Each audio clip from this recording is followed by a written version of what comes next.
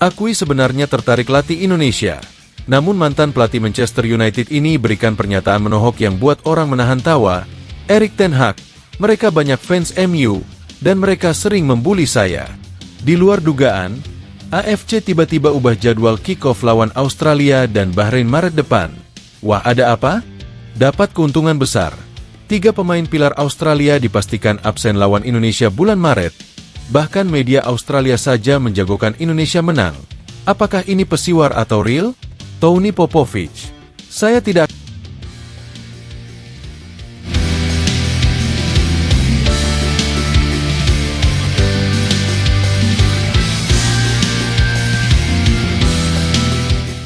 Di balik penunjukan Patrick Kluivert sebagai pelatih timnas kemarin, nampaknya dia memang satu-satunya kandidat yang dipilih oleh Erick Thohir sebagai pengganti STY di tubuh timnas.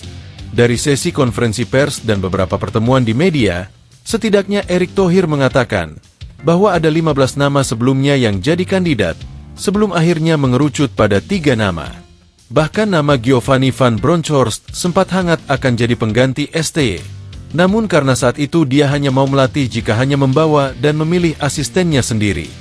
Hal itu berbeda dengan pendekatan yang dilakukan oleh PSSI, karena PSSI sendiri akan memilih beberapa asisten pelatih untuk ditawarkan kepada head coach yang berminat, lalu ditanya apakah dia mau atau tidak. Dan kebetulan saat itu, Giovanni van Bronckhorst tidak mengiyakan hal tersebut, dan tersisihlah dia dari kandidat. Lalu ada sosok Patrick Kluivert, yang ternyata menerima penawaran PSSI tersebut dengan memilih 2 asisten pelatih padanya. Nama Alec Pastor dan juga Denny Lanzat. Saat itu disodorkan PSSI dan Kluivert welcome. Kalau kata netizen si Kluivert lagi butuh uang, makanya iyain aja haha. Tapi gak tahu sih, cuma hal yang dilakukan PSSI ini memang ada plus minusnya. Di satu sisi, jika asisten pelatih dipilih PSSI, maka akan ada kompromi nanti di ruang ganti maupun penerapan taktik. Apalagi 2 asisten yang dipilih ini CV-nya bukan kaleng-kaleng. Berbeda biasanya dengan asisten pelatih yang dipilih oleh head coach sendiri, biasanya keputusannya tidak bisa diintervensi dan siap menerima resiko. Mungkin hal itu yang sempat terjadi di era kepelatihan ST kemarin, yang mana semua keputusan hanya diambil satu pihak tanpa melakukan diskusi dengan asisten coach.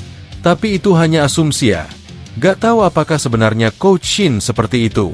Yang menarik tentang pemilihan pelatih kemarin, ada satu nama yang sebenarnya mencuat ke permukaan, bahwa sosoknya bisa menggantikan STY di timnas. Namun entah itu olokan atau bercandaan, yang jelas sosoknya yang memang juga orang Belanda, punya CV bagus bersama Ajax Amsterdam, jadi patut dicoba. Walaupun semasa melatih tim setan merah dirinya selalu jadi bahan bulian, namun itu tentu menarik jika dipertimbangkan lebih matang. Erik ten Hag adalah pelatih berkepala pelontos berusia 54 tahun yang kini nampaknya sedang nganggur. Usai dipecat oleh Manchester United, dirinya memang seperti menghilang dari lain, karena biasanya namanya sering disebut dan bahkan jadi bahan meme. Namun di situasi tersebut, dirinya tiba-tiba mengungkapkan tentang dirinya yang sebenarnya juga punya ketertarikan melatih Indonesia.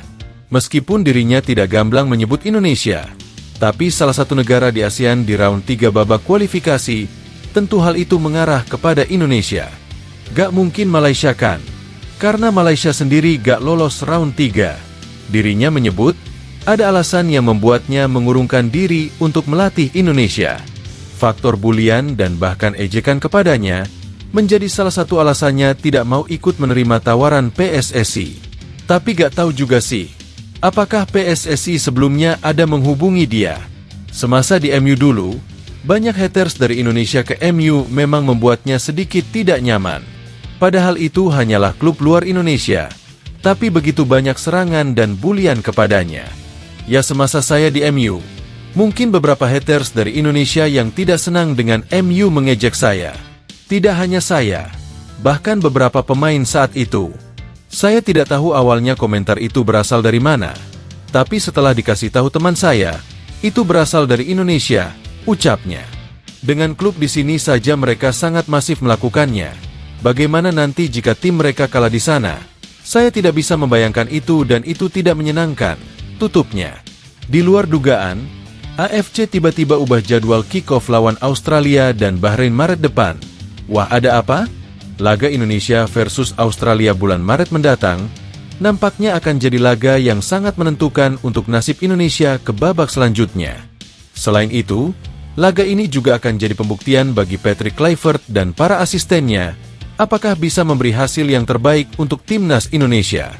Di sesi perkenalan Kluivert kemarin, bahkan dirinya secara gamblang tidak ragu mengatakan target 4 poin di 2 laga awal.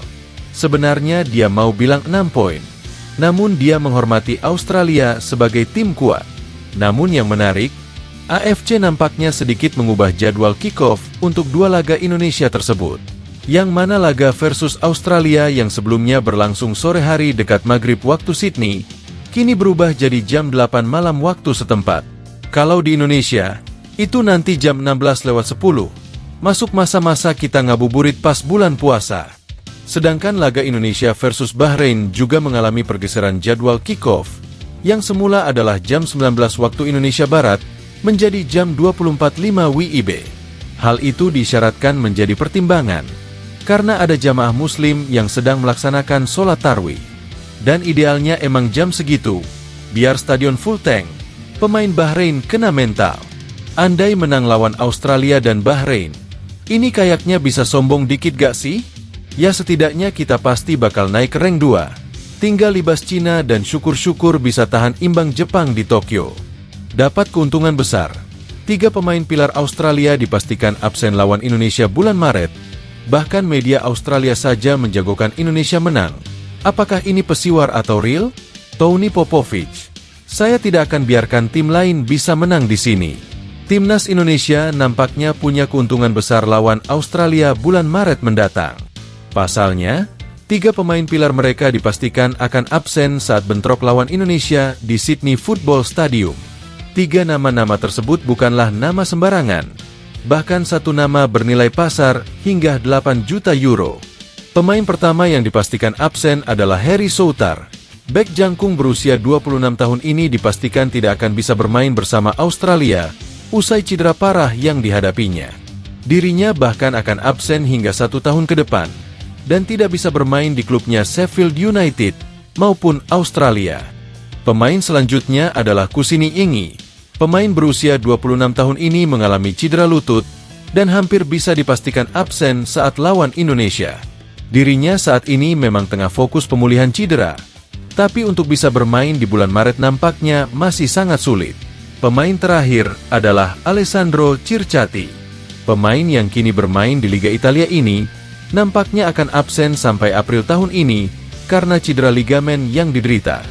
Bahkan saat ini, dirinya masih situasi pemulihan yang cukup intens dan dipastikan akan absen lawan King Indo. Namun meskipun akan kehilangan 3 pemain pilarnya, sang pelatih Australia Tony Popovich tetap optimis bisa meraih 3 poin di kandang sendiri. Bahkan dia menyebut tidak akan membiarkan tim lain mencuri kemenangan di Sydney, karena itu adalah masalah harga diri. Banyak kekuatan tim yang berubah, tapi saya tidak akan membiarkan tim lain mencuri kemenangan di sini. Itu adalah pertandingan yang harus kami menangkan, ucap Tony Popovich. Wah, kalau bener gak bisa main bulan Maret depan, semoga timnas Indonesia bisa memanfaatkan situasi ini dengan baik. Ya kalau bisa menang ya kan. Hehe. Jangan lupa tinggalkan komentar kalian di bawah.